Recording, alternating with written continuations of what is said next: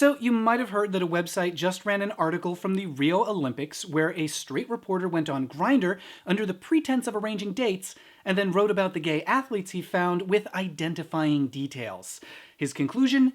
Gay athletes are using Grindr to have sex at the Olympics. If you're like me, your first reaction to this news was, and? It may come as a shock, but when we're not busy being sassy friends, gay people do have sex with each other. Happens every day, in every city. I just put a pin down in the Grand Canyon, and I got photos of guys standing there on the canyon floor. Are they planning to host? So yeah, of course, gay people are hooking up in Rio. But what's different about these hookups is that at the Olympics, there's a high likelihood that you'll encounter people who are closeted for their own safety. Remember, a lot of these athletes are from countries where you can be arrested or killed for being gay.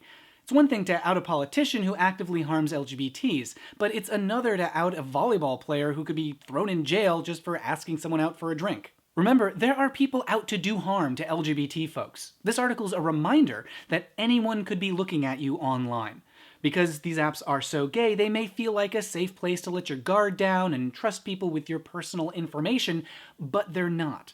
Not everyone is who they say they are, and not everyone is going to respect your privacy. There are still places where gay people are persecuted and punished under the law.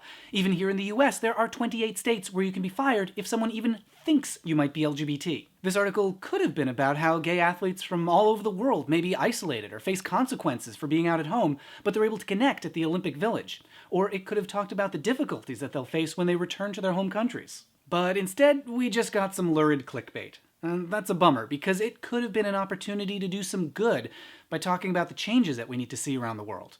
And maybe it can still do some good, since we're talking about that now. Thanks for watching. Subscribe for more videos and let me know your thoughts at Matt Baum on Twitter and in the comments. And now, if you'll excuse me, I need to find a way to get to the Grand Canyon.